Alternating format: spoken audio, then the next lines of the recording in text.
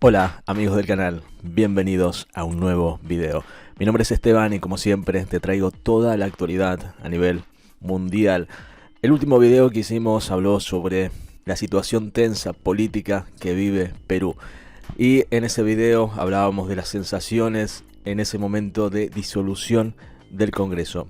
En el día de la fecha han pasado un par de días y quiero hablarte sobre lo que piensa la prensa española y argentina sobre esta situación. En primer lugar, hablaré sobre la prensa española, en este caso periódico El País, que hace énfasis en los Fujimori, del caudillismo a la corrupción.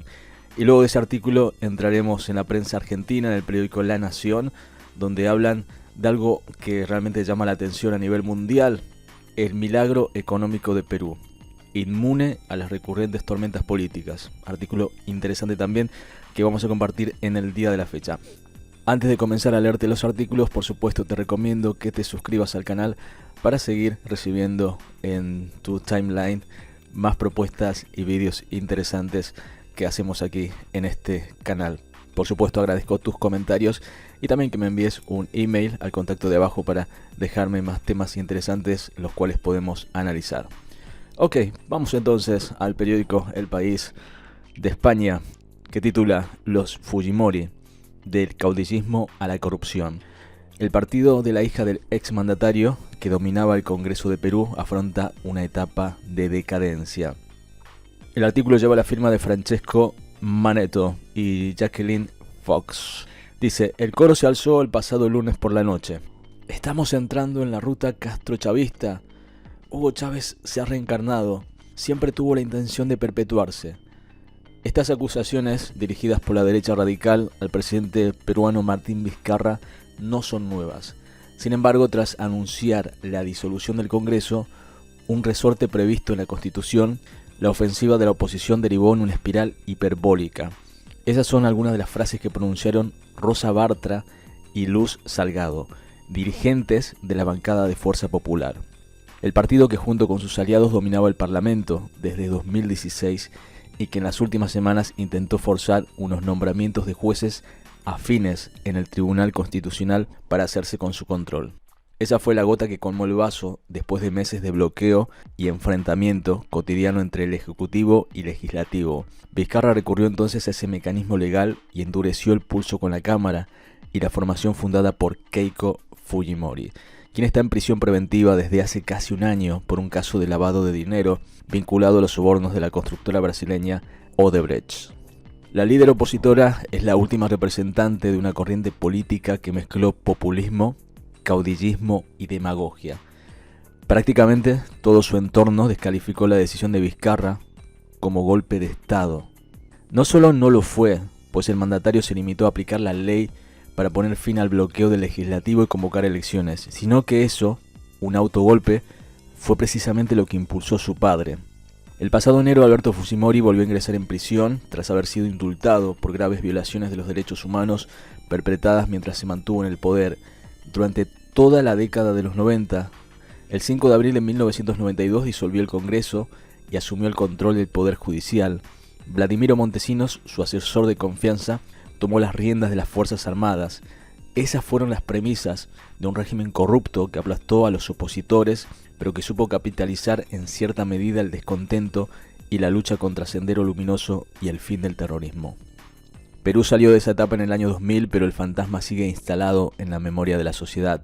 Y ahí está una de las diferencias abismales con lo sucedido esta semana. Entonces se militarizó el país. El imaginario colectivo recuerda los tanques en la calle, las detenciones, la persecución. Hoy, el país no ha salido de su rutina. En enero se celebran las elecciones legislativas y la sociedad apoya mayoritariamente, hasta un abrumador 89,1%, según una encuesta de la firma CPI, la decisión de disolver el Congreso.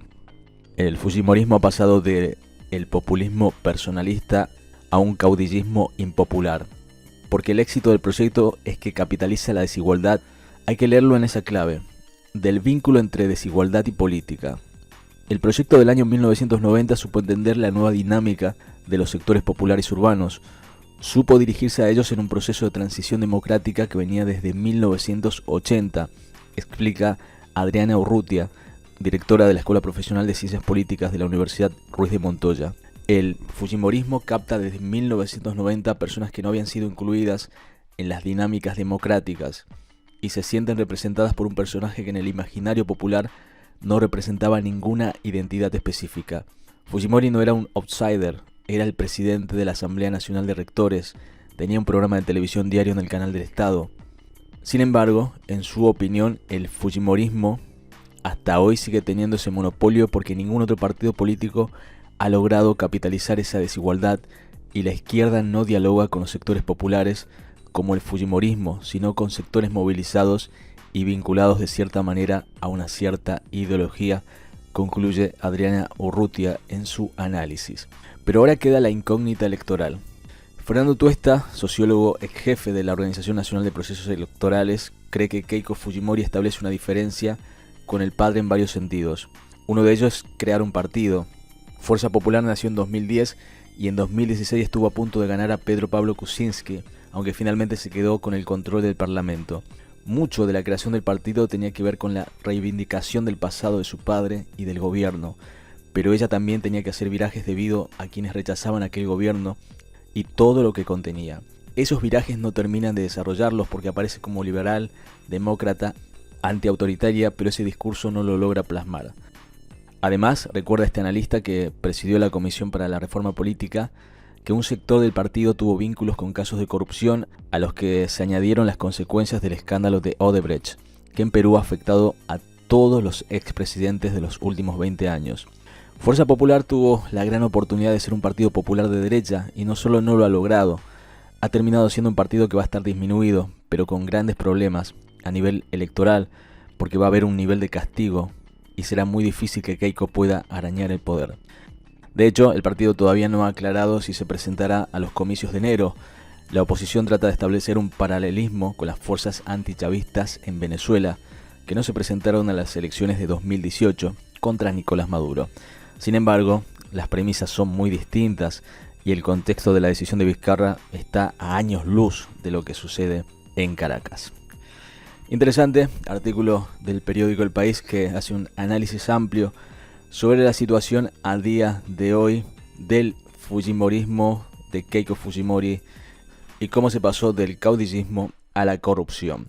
Vamos con el otro artículo, que realmente está bastante interesante, en este caso del periódico La Nación de Argentina, y tienen una animación muy bonita y también que plasma la realidad de este país, ¿no? La paradoja. El milagro económico de Perú, inmune a las recurrentes tormentas políticas.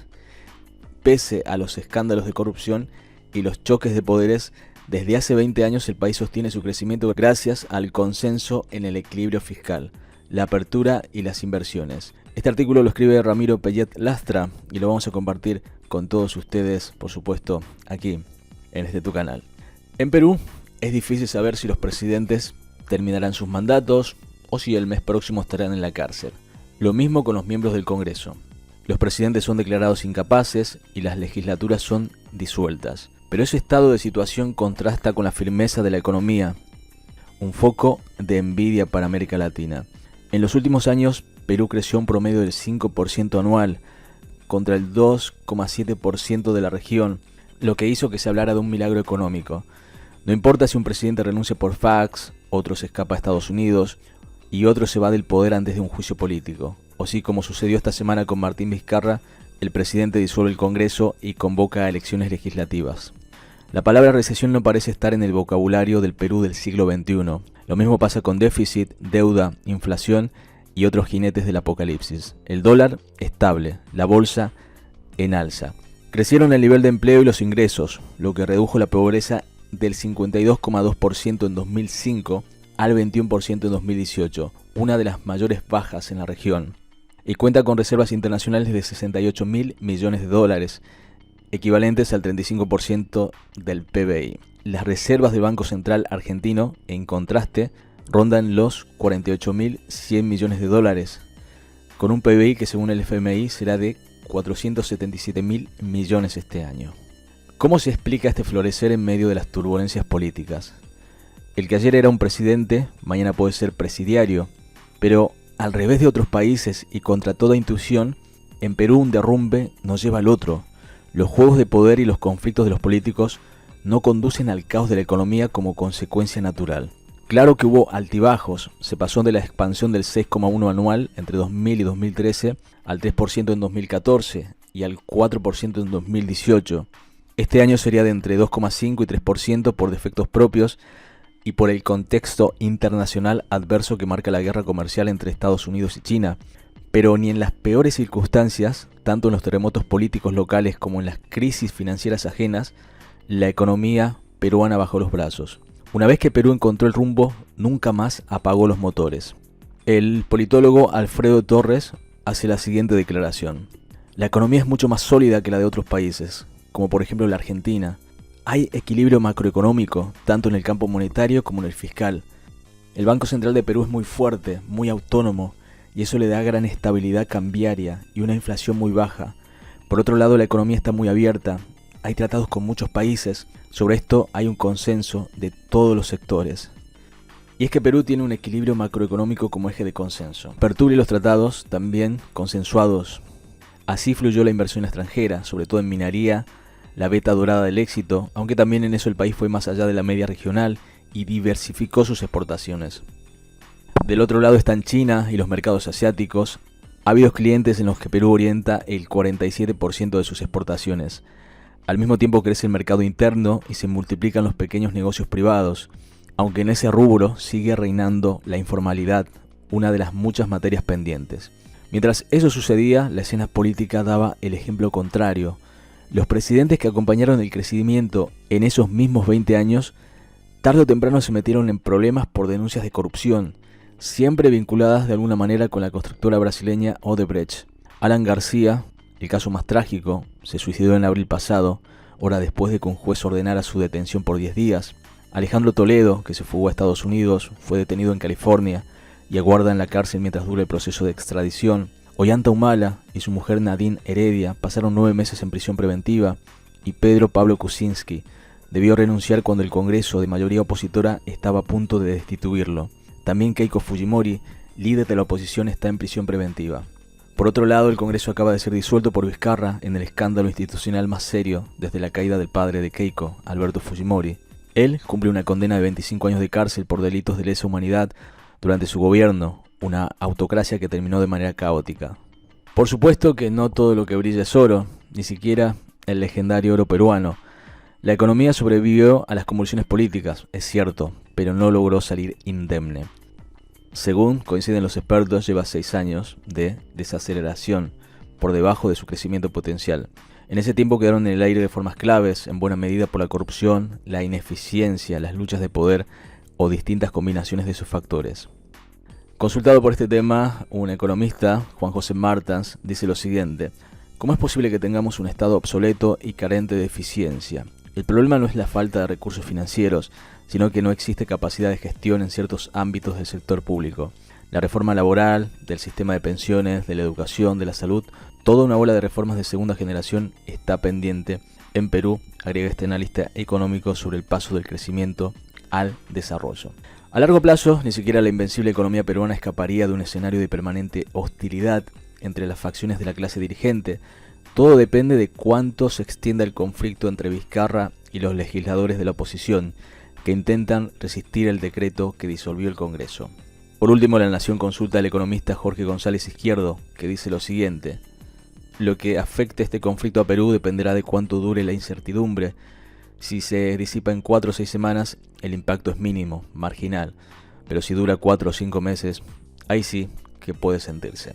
Artículo del periódico argentino La Nación sobre la envidia que genera en América Latina el milagro económico de Perú, que resiste las tormentas políticas. Y esto también llama mucho la atención, ¿no? Cuando se habla de presidentes que hacen malas cosas, generalmente un país va mal, pero en este caso prácticamente todos los presidentes peruanos han estado acusados de casos de corrupción, muchos no han terminado sus mandatos, pero Perú, pese a eso, sigue creciendo. Y es un caso digno de análisis realmente. Bueno, por hoy terminamos este video, espero que te haya gustado. Por supuesto espero vuestros comentarios. Les deseo un bonito día. Chau chau.